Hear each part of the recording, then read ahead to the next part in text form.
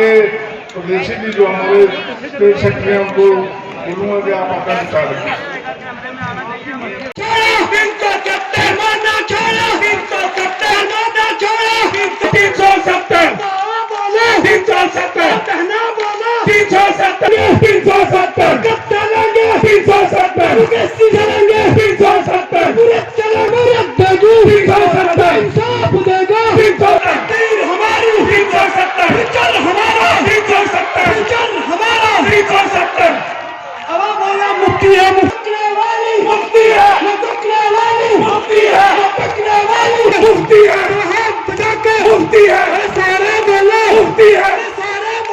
पकने वाली मुफ्ती है, हिम्मत वाली मुफ्ती है, ताकत वाली मुफ्ती है, आंधा मुफ्ती है, हाथ बढ़ाकर मुफ्ती है, हिम्मत से बोलो मुफ्ती है, ताकत से बोलो मुफ्ती है, जवाना बोलो मुफ्ती है। सबसे पहले तो मैं यहाँ की जो ईदगाह कमेटी है उनकी बहुत शुक्रगुजार हूँ कि उन्होंने हमें मौका दिया यहाँ ये मीटिंग करने का। हमने बहुत कोशिश की थी जम्मू सिटी के अंदर इस मीटिंग को करें, मगर वहां इजाजत नहीं दी। कहते हैं कि पीडीपी को कोविड का खतरा है, मगर मुझे लगता है इनको पीडीपी से खतरा लगता है, कोविड से नहीं लगता है।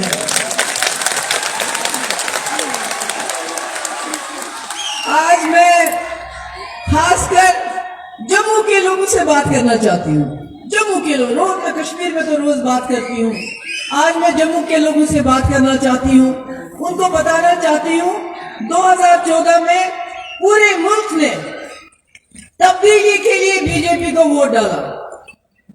जम्मू कश्मीर के लोगों ने भी, खासकर जम्मू के लोगों ने भी बीजेपी को तब्दीली के लिए वोट डाला, क्योंकि उस वक्त बीजेपी कहती थी सबका विकास, सबका विश्वास, सबका साथ। इसलिए सबने सोचा कि हम एक तब्दीली लाएंगे, वोट डालेंगे बीजेपी को।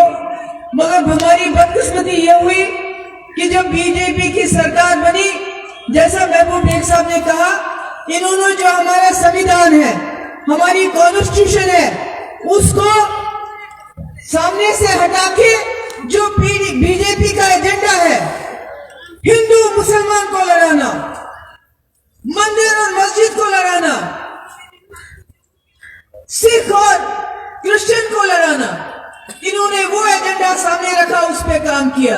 हमें बताया गया था कि हर एक के अकाउंट में 15 लाख रुपए आएगा, 2.5 करोड़ नौकरियां मिलेंगी हर साल, और दूध की गंगा बहेगी। दूध की गंगा तो नहीं बही, बल्कि गंगा में लाशें जरूर बही, जो हमने देखा जब कोविड हो गया।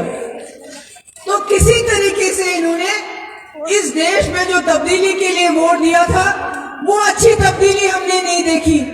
जब कोई जवान, चाहे वो हिंदू हो, मुसलमान हो, सिख हो, चाहे जेएनयू में पढ़ता हो, चाहे दिल्ली यूनिवर्सिटी में पढ़ता हो, चाहे किसी भी यूनिवर्सिटी में पढ़ता हो, जब वो इनसे सवाल करता है कि आपने मेरे संविधान का की बेइज्जती क्यों करते हो, तो उसको देशद्रोही कहते हैं, उसको टुकड़े टुकड़े गए कहते हैं, उसको कहते हैं ये हिंदुस्तान के खिलाफ बात करता है।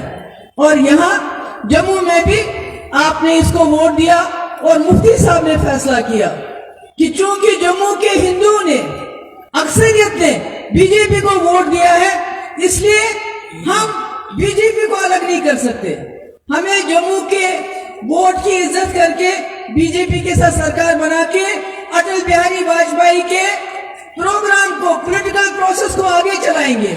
जिस पॉलिटिकल प्रोसेस की वजह से हमारे बॉर्डर्स पे गोली बंद हो गई थी, जिसकी वजह से हमारे रास्ते खुले थे, जिसकी वजह से बातचीत हुई थी, जिसकी वजह से मिलिटेंसी कम हुई थी, जिसकी वजह से हिंदुस्तान और पाकिस्तान नजदीक आ गए थे, जिसकी वजह से जम्मू कश्मीर जो जंग का अखाड़ा बन गया था, वो हिंदुस्तान और पाकिस्तान के बीच में पुल बन रहा था।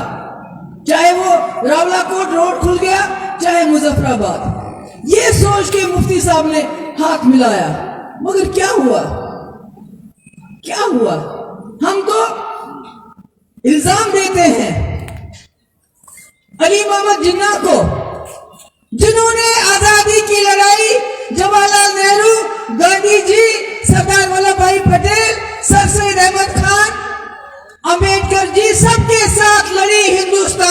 बर्बाद करने के लिए।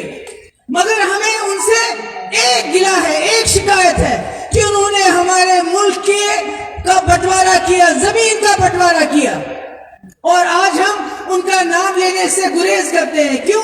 कहते हैं जिन्ना ने, उन्होंने हिंदुस्तान का बंटवारा कर दिया, हिंदू मुसलमान को अलग कर दिया। मगर अगर आज आप देखेंगे, आज हजारों जिन्ना है जो न सिर्फ जमीन का तो हो गया, यहाँ के इंसानों का बंटवारा करते हैं, यहाँ के हिंदू मुसलमान का बंटवारा करते हैं। और ये वो लोग हैं जिन्होंने आजादी में अपना कोई योगदान नहीं डाला। ये उस वक्त अंग्रेजों के तलवे चाहते थे, आज हमें देशभक्ति सिखाते हैं ये। कहीं मुझे इनका एक नाम बताइए जो कभी जेल गए हो, एक लीडर का नाम बताइए जो आजादी के लिए जेल में गया हो, जिसने आजादी की लड़ाई लड़ी हो। नहीं, ये उनके तलवे चाटते थे उस वक्त अंग्रेजों के। और इन्होंने झंडा कुछ साल पहले अपने वहां लगाया, तब तक हिंदुस्तान का झंडा भी नहीं लगाते थे। आज हमें ये सबक दे रहे हैं कि आप देशद्रोही हो, हम देशभक्त हैं। अरे कहां से देशभक्त हो गए आपने तो इस मुल्क के टुकड़े कर रहे हो। आप लोग हिंदू मुसलमान को लड़ा रहे हो। वहां उधर हमारे पड़ोसी मुल्क में एक जनरल आया था, वहां तो बड़े जनरल आए, उसने कहा यहां तो इस्लाम है मगर असली इस्लाम मैं लाऊंगा, असली मजहब मैं सिखाऊंगा मुसलमानों को। और मजहब सिखाते सिखाते उसने इतनी नफरत वहां पैदा की, वहां के बच्चों को किताब के बदले बंदूक हाथ में दी, और आज उस पाकिस्तान में बम फटते हैं। आज वो पाकिस्तान कर्जदार हो रहा है, आज वो पाकिस्तान पछता रहा है कि हमने किस जनरल का साथ देके पाकिस्तान की जमीन में जहर बोया जो आज वो काट रहे हैं। और हमारे यहाँ क्या हो रहा है? आज हमारे यहाँ क्या हो रहा है? हमारी डेमोक्रेसी, हमारी जमहूरियत खत्म, हमारे कॉन्स्टिट्यूशन की किताब को खत्म, और जम्मू कश्मीर को एक लेबोरेटरी बनाया गया है। जम्मू कश्मीर में टेस्टिंग होती है। पहले जम्मू कश्मीर में देखा जाता है कि यहाँ क्या होगा, फिर वहां हो जाएगा। आप देखिए एक मिसाल, अभी कुछ दिन पहले यहाँ के मुलाजमों ने हड़ताल की बिजली को लेके। पहले तो जो जवाहरलाल नेहरू ने बनाया था, जो गांधी ने बनाया था, जो सरदार वल्लभ भाई पटेल ने बनाया था, बाबा साहब अम्बेडकर ने बनाया था, वो सारा प्राइवेटाइज कर रहे हैं, सब बेच रहे हैं। सड़कें बेच रहे हैं, हवाई जहाज बेच रहे हैं, रेलवे बेच रहे हैं, और हम जम्मू कश्मीर के लोगों की बिजली को भी प्राइवेटाइज कर रहे हैं। यानी कल को अगर प्राइवेट पार्टी आती है, वो आपको बोलती है 10 के बजाय आपको 50 रुपए मुझे देना, आपने देना, आप क्या करोगे? जब उन्होंने हड़ताल की, बजाय इसके कि उनके साथ बातचीत कर दे, आर्मी को बुलाया। ये हर चीज जो है आर्मी के कंधे पे बंदूक रख के करना चाहते हैं। तो इनमें और उसमें क्या फर्क है? उस जनरल में उसने भी तो यही जहर बोया उधर, जो जहर आज ये बोते हैं। अभी आपने देखा पाकिस्तान के अंदर एक श्रीलंकन को लिंच किया गया, मार मार के उसको जला दिया गया। हमारे यहाँ तो ये भी रोज होता है।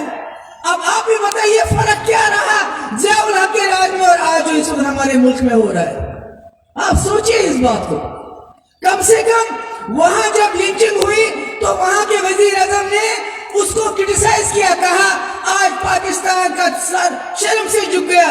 मगर जब हमारे यहाँ लिंचिंग होती है, माइनॉरिटीज को मारा जाता है, दलितों को मारा जाता है, तो उनको हार पहनाए जाते हैं, लिंचिंग करने वालों को हार पहनाए जाते हैं।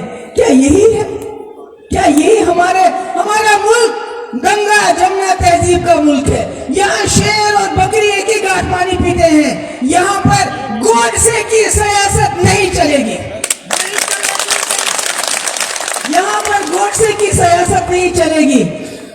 आज ये जो इस मुल्क की आबादी का 20-25% है, उनको नाम से नहीं बुलाते हैं, मुसलमान नाम से नहीं बुलाते हैं, उनको बाबर की औलाद बुलाते हैं, औरंगजेब के रिश्तेदार बुलाते हैं, उनको दीमक बुलाते हैं,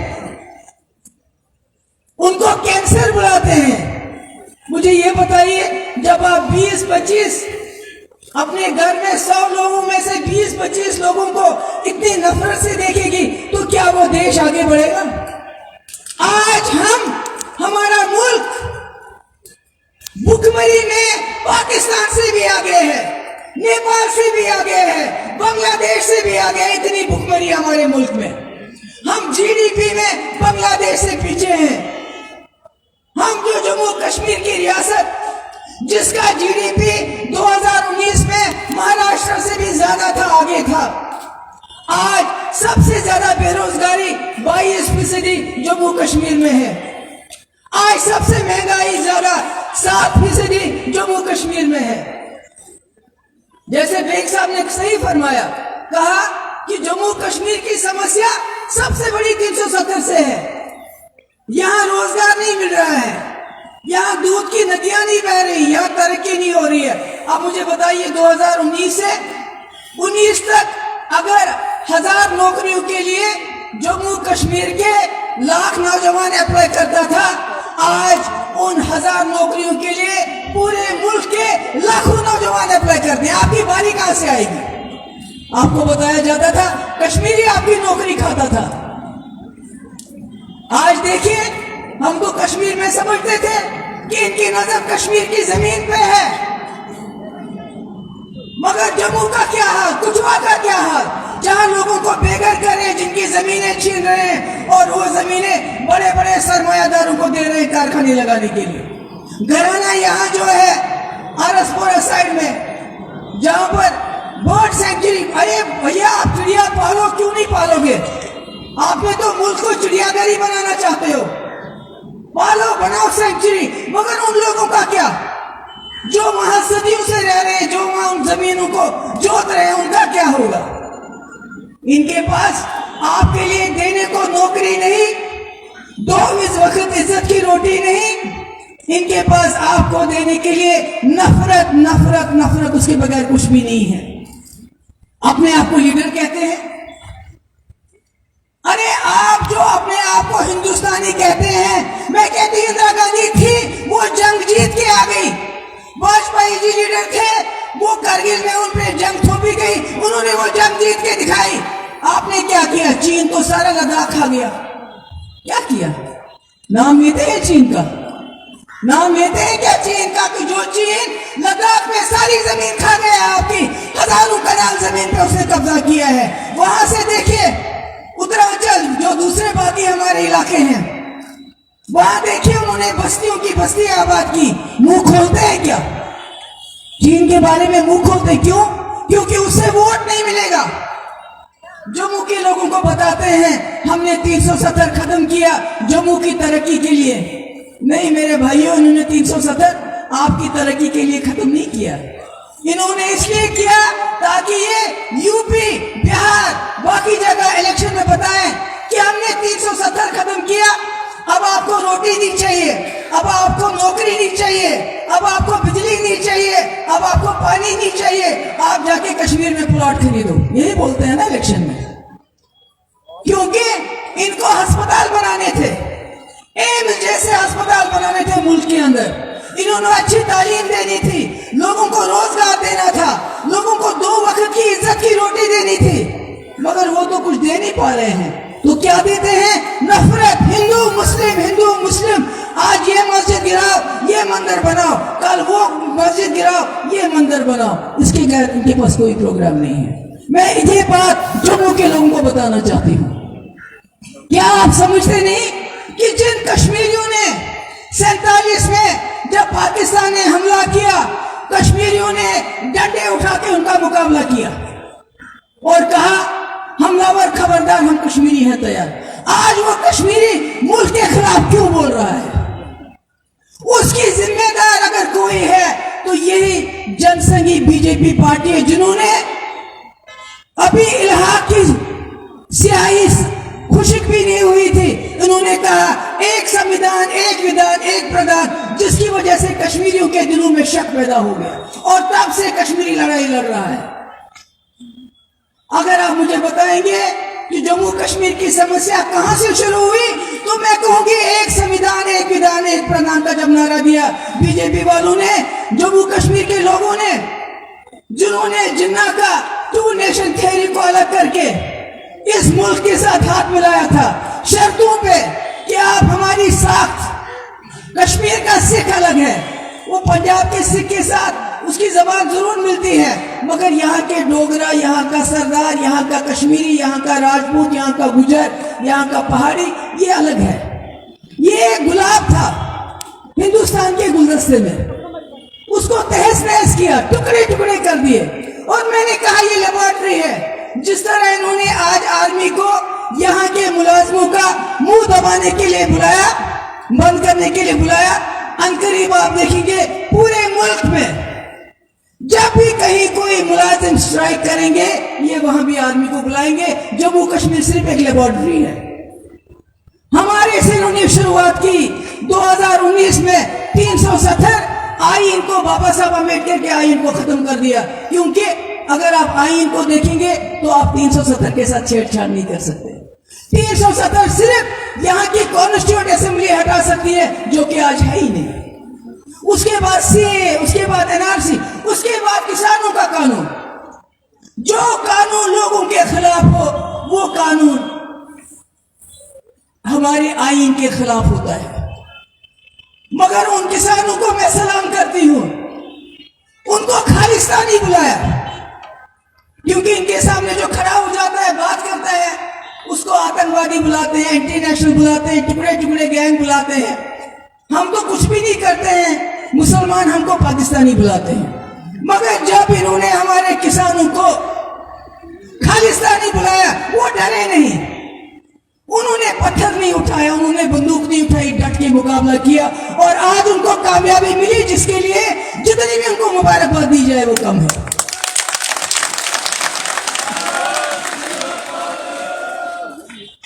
और यहाँ सुजवा हो, बटंडी हो, खाली आपके पीछे नहीं पड़े हैं, ये और भी इलाकों में। मैं तो कहती हूँ कि जब इंशाल्लाह सरकार बनेगी, ये जो तमाम कॉलोनीज है इनको रेगुलराइज किया जाना चाहिए, ताकि आने वाले वक्त में इनके हाथ में ये डंडा कभी ना आए, जिसकी वजह से हमारे लोगों को परेशान करते हैं। ये बांटना चाहते हैं आप लोगों को। मैं जम्मू के नौजवानों से कहना चाहती हूँ कि जब तक जम्मू कश्मीर में अमन नहीं होगा, तब तक यहाँ इन्वेस्टमेंट नहीं आएगी। मुझे बताइए कितने कारखाने लगे 2019 के बाद, कितनी नौकरियां मिली? कुछ भी नहीं। क्या मिला? क्या मिला? कुछ भी नहीं मिला। मैंने कहा भूखमरी में हम नेपाल और बांग्लादेश और पाकिस्तान से भी पीछे, वो पाकिस्तान जो कर्जे में जी रहा है इस वक्त। तो मेरा ये कहने का मकसद है, आप गुजर और पहाड़ियों की लड़ाई की जा रही है। हमने कल पीएचडी में भी कहा कि हम उनको अपील करते हैं, आप दोनों को में इकट्ठे बैठ के आपस में मिलजुल के फैसला करो, इनके झगड़े में बताओ। मैं ये बताना चाहती हूँ, मैंने देखा कि नफरतों की हद नहीं है। इन्होंने दरबार मुंह बंद कर दिया। कभी कहते इतने लोग आओ, फिर कहते नहीं अब इतने आओ। मकसद क्या है? मकसद ये है जो कश्मीरी और डोगरा आपस में मिलते हैं, इकट्ठे रहते हैं, एक दूसरे के घर में खाते हैं, पीते हैं, दुकानों से सामान खरीदते हैं, ये उस रिश्ते को तोड़ना चाहते हैं। आज जम्मू का दुकानदार रो रहा है, क्योंकि जो कश्मीरी 6 महीने कमाता था, सर्दियों में जम्मू आके खर्च करता था, आज तो वो भी कंगाल है, कश्मीरी वो भी कंगाल है, और उसको यहाँ आने का बहाना भी इन्होंने खत्म कर दिया।